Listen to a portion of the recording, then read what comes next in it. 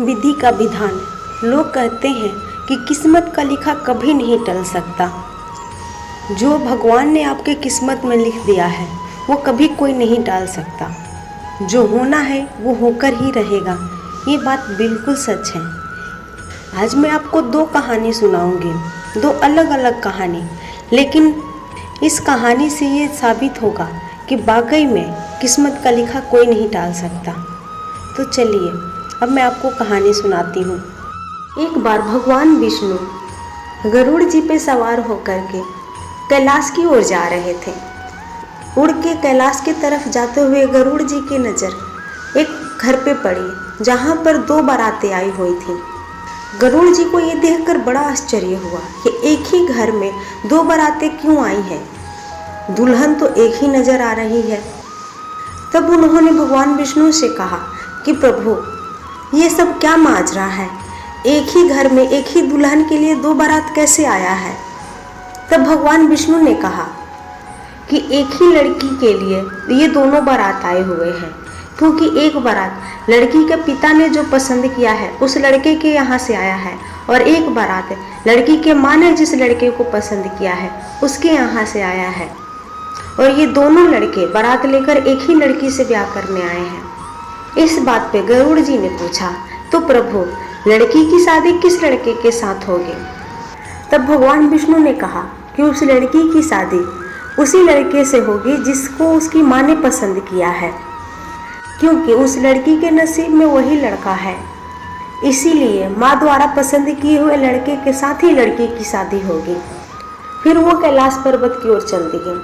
कैलाश पर्वत से लौट करके गरुड़ जी ने भगवान विष्णु को उनके वैकुंठ धाम पहुंचाया और फिर वापस आ गए।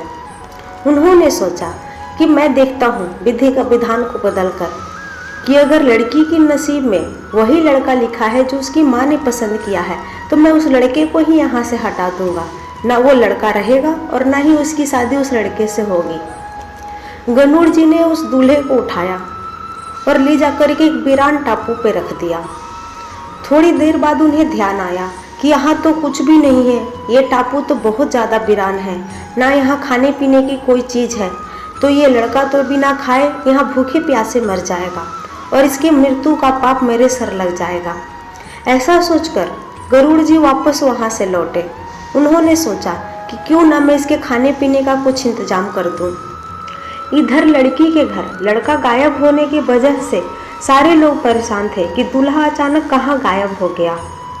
लड़की की माँ ने सोचा कि अगर मेरा पसंद किया हुआ लड़का यहाँ नहीं रहेगा तो फिर तो उस लड़के से शादी नहीं कर पाऊंगी अपनी बेटी का, और मेरी बेटी का शादी मेरे पति द्वारा पसंद किए हुए लड़के से हो जाएगी जो वो चाहती नहीं थी। तो उसने एक उपाय सोचा। अपनी बेटी को एक बड़ी सी टोकरी के अंदर बिठा दिया और उसके ऊपर बहुत सारे फूल रख दिए। उसके ऊपर से फल फूल मिठाइयाँ रख दी और अपनी बेटी को उसी टोकरी में छुपा दिया। और ये बात उस लड़के के पिता को जाके बताई जिसको उसने खुद पसंद किया था कि मैंने अपनी लड़की को इस फूल वाली टोकरी में जिस पे फल फूल रखे हुए हैं उसमें छुपा दिया है। आप लोग ये टोकरी लेके अपने घर चले जाना और जब आपका लड़का मिल जाए तो मेरी बेटी का ब्याह उस लड़के से कर देना। यह सब योजना बनाकर उसकी माँ अंदर आ गई। इतने में गरुड़ जी वापस उसी शादी वाले घर में आ गए।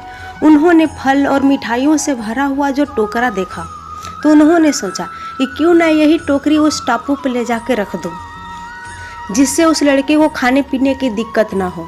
उन्होंने झट से उस फलों और मिठाइयों से भरी हुई टोकरी को उठाया और उस वीरान टापू पर ले जाके रख दिया।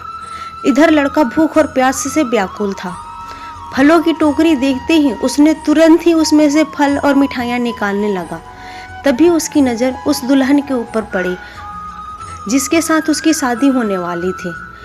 गरुड़ जी ने जब ये देखा तो वो समझ गए कि ये तो इनकी नियति थी, इनकी शादी तो होनी ही थी। फिर गरुड़ जी ने खुद लड़के और लड़की की शादी कराई और फिर उनके घर वापस ले जाकर छोड़ दिए और भगवान विष्णु के पास जाकर के बोले कि प्रभु, मैंने इतना कुछ किया ताकि उन दोनों की शादी ना हो पाए, फिर भी कुछ न कुछ युक्ति लगी और उनकी शादी हो ही गई, और वो शादी भी आपने मेरे ही हाथों करवा दी। इस बात पे भगवान विष्णु मुस्कुराने लगे और उन्होंने कहा कि तुम किस्मत को बदलना चाहते थे, जो उनके नसीब में था उसे तुम बदलना चाहते थे, पर ऐसा नहीं हो सकता। जो उनके नसीब में था वो तो होके ही रहता। अब दूसरी कहानी सुनाती हूँ। एक बार भगवान विष्णु अपने गरुड़ जी पे सवार होकर कैलाश पर्वत के ऊपर पधारे। गरुड़ जी को दरवाजे पे ही छोड़कर भोलेनाथ से मिलने के लिए अंदर चले गए। गरुड़ जी वहाँ के नज़ारा देख के उसी में मंत्रमुग्ध हो गए। वहाँ हरे भरे पेड़ पौधे, फूल, पशु पक्षी, इतना खूबसूरत नज़ारा था कि गरुड़ जी तो उसी में खो गए। तभी उनकी नज़र एक खूबसूरत सी छोटी सी चिड़िया पे पड़ी। वो छोटी सी चिड़िया इतनी खूबसूरत थी कि गरुड़ जी की नज़र तो उससे हट ही नहीं रही थी। तभी उन्होंने यमदेव को आते हुए देखा। यमदेव उस चिड़िया को देखते हुए भोलेनाथ से मिलने अंदर चले गए। गरुड़ जी ने जब देखा कि यमदेव उस चिड़िया को ऐसे देख रहे हैं तो वो समझ गए कि इस चिड़िया का काल निकट है। यमदेव जैसे ही भोलेनाथ से मिल के निकलेंगे, इस चिड़िया को अपने साथ ले जाएंगे। गरुड़ जी को इस चिड़िया पे बहुत तरस आने लगा कि इतनी छोटी सी, इतनी सुंदर सी चिड़िया ऐसे और इतनी जल्दी कैसे मृत्यु को प्राप्त हो सकती है। गरुड़ जी को एक युक्ति सूझी। चिड़िया को बचाने के लिए उन्होंने अपने पंजे में दबाया और हजारों कोस दूर एक जंगल में एक पत्थर के ऊपर छोड़ाए। लौटकर कैलाश पर्वत पर फिर बैठ गए। इतने में यमदेव वहां से निकले। तब गरुड़ जी से रहा नहीं गया और उन्होंने पूछ ही लिया कि यमदेव, आप उस चिड़िया को इतने आश्चर्य से क्यों देख रहे थे। यमदेव ने कहा, जब मैंने उस चिड़िया को देखा तब मुझे पता चला कि वो चिड़िया यहाँ से हजारों कोस दूर एक नाग द्वारा खा ली जाएगी। मैं यही सोच के आश्चर्य में था कि इतनी छोटी सी चिड़िया इतनी जल्दी उतने दूर कैसे जा सकती है, लेकिन जब मैं अभी देख रहा हूँ तो वो चिड़िया यहाँ नहीं है। तो मैं समझ चुका हूँ कि वो चिड़िया अब नहीं होगी, वो चिड़िया मर चुकी होगी। और इतना कहकर यमदेव वहाँ से चले गए।